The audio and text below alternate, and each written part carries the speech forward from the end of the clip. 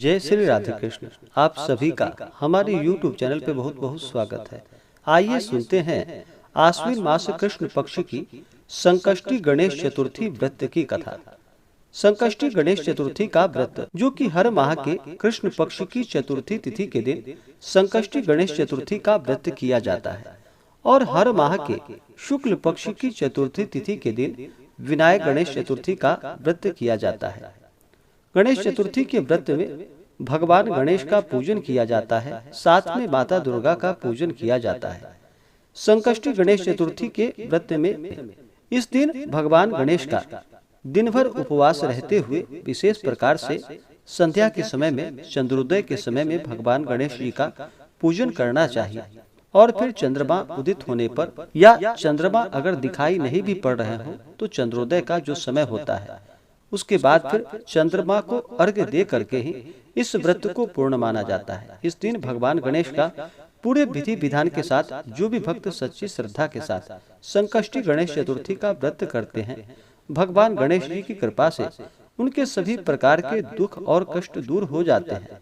भगवान गणेश उनकी सभी प्रकार से संकटों से रक्षा करते हैं, उनके सभी विघ्न बाधाओं को दूर करते हैं तथा सुख और समृद्धि का आशीर्वाद प्रदान करते हैं। जब भी संकष्टी चतुर्थी का व्रत अगर मंगलवार के दिन पड़ता है तो इसे अंगारकी चतुर्थी के नाम से भी जाना जाता है। तो आइए सुनते हैं आश्विन मास कृष्ण पक्ष संकष्टी गणेश चतुर्थी व्रत की कथा। अगर आप संकष्टी गणेश चतुर्थी व्रत कथा आदि के लिए ब्राह्मण दक्षिणा, अन्नदान, वस्त्रदान आदि के लिए देना चाहते हो तो आप अपने श्रद्धा और सामर्थ्य के अनुसार हमें डिस्क्रिप्शन में जा करके वहां से गूगल पे, फोन पे या अकाउंट नंबर के माध्यम से आप अपने श्रद्धा और सामर्थ्य के अनुसार हमें ब्राह्मण दक्षिणा प्रदान कर सकते हैं। तो आइए सुनते हैं संकष्टी गणेश चतुर्थी व्रत की कथा। सबसे पहले भगवान गणेश जी का ध्यान करते हैं। विघ्नेश्वराय वरदाय सुरप्रियाय लंबोदराय सकलाय जगद्धिताय नागाननाय श्रुत यज्ञ विभूषिताय गौरी सुताय गणनाथ नमो नमस्ते। जय श्री गणेश।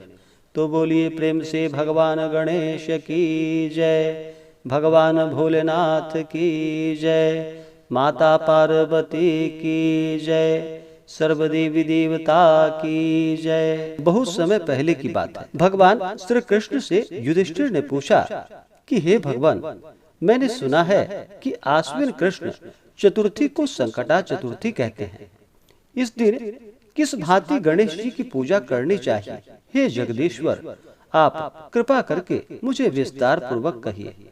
तब भगवान श्री कृष्ण ने कहा कि प्राचीन काल में यही प्रश्न पार्वती जी ने गणेश जी से किया था कि हे देव, क्वार मास में किस प्रकार गणेश जी की पूजा की जाती है, उसके करने का क्या फल होता है, मेरी जानने की बड़ी इच्छा है।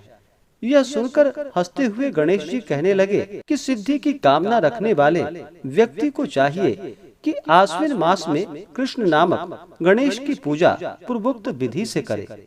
इस दिन भोजन न करे तथा क्रोध, पाखंड, लोभ आदि का परित्याग कर गणेश जी के स्वरूप का ध्यान करते हुए पूजन करे।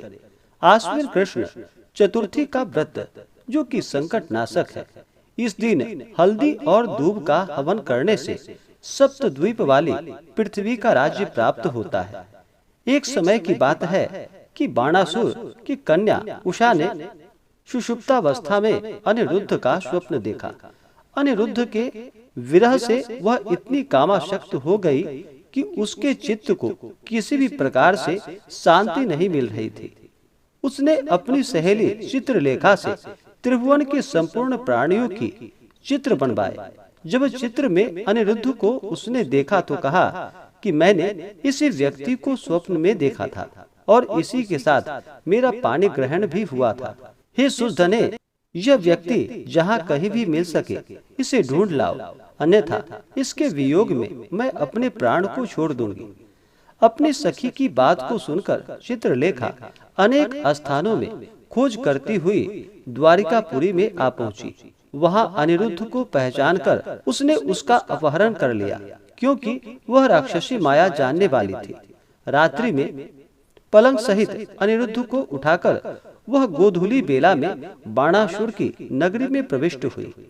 इधर प्रद्युम्न को पुत्र शोक के कारण असाध्य रोग से ग्रसित होना पड़ा। अपने पुत्र प्रद्युम्न एवं पौत्र अनिरुद्ध की घटना से कृष्ण जी भी विकल हो उठे। रुक्मिणी भी पौत्र के दुख से दुखी होकर विलखने लगी। पतिव्रता रुक्मिणी खिन्न मन से कृष्ण जी से कहने लगी कि हे नाथ, हमारे प्रिय पौत्र का किसने हरण कर लिया, अथवा वह अपनी इच्छा से कहीं चला गया है। मैं आपके सामने शोकाकुल हो अपने प्राण को छोड़ दूंगी। रुक्मिणी की ऐसी बात को सुनकर भगवान श्री कृष्ण जी यादवों की सभा में उपस्थित हुए। वहां उन्होंने परम तेजस्वी लोमश मुनि के दर्शन किए। उन्हें प्रणाम कर श्री कृष्ण जी से सारी घटना कह सुनाई।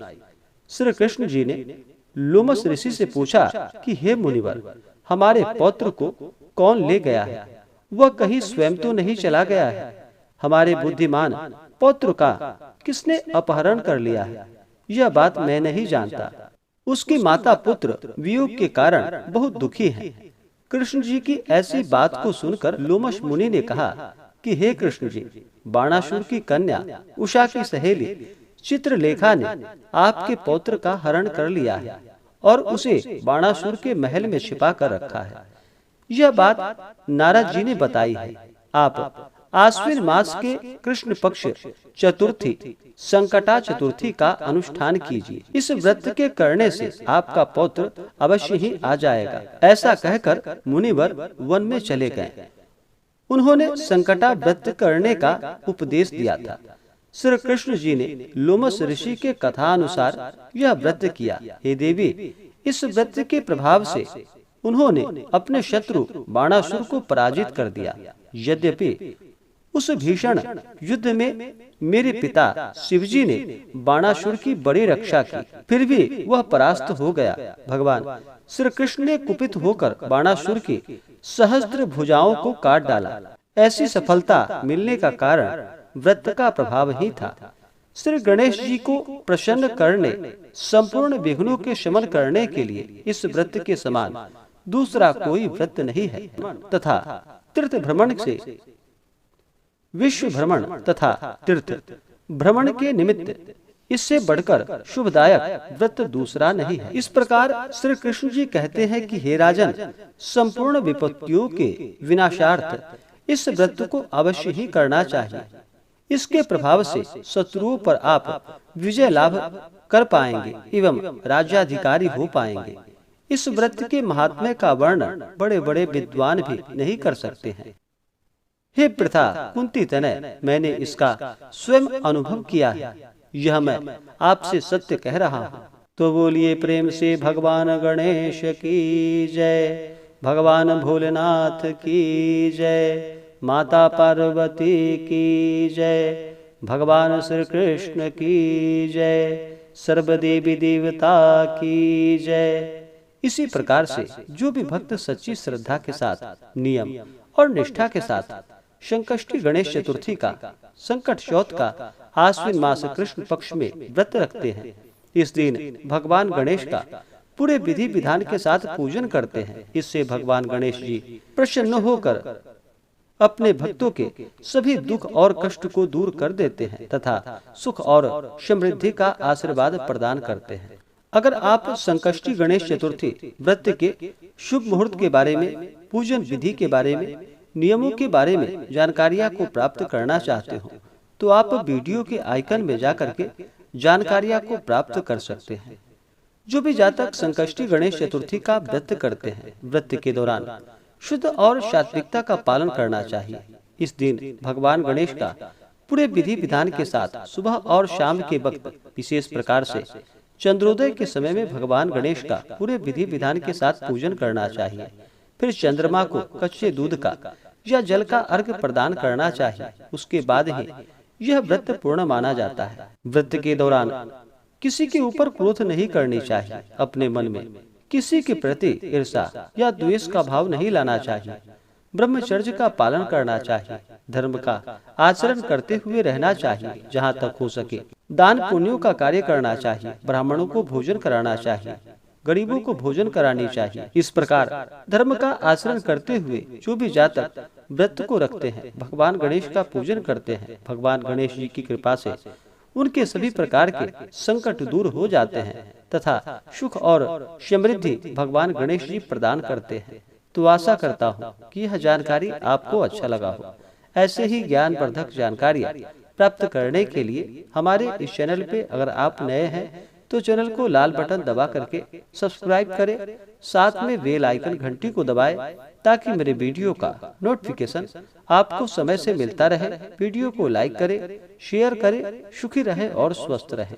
जय श्री राधे कृष्ण। धन्यवाद।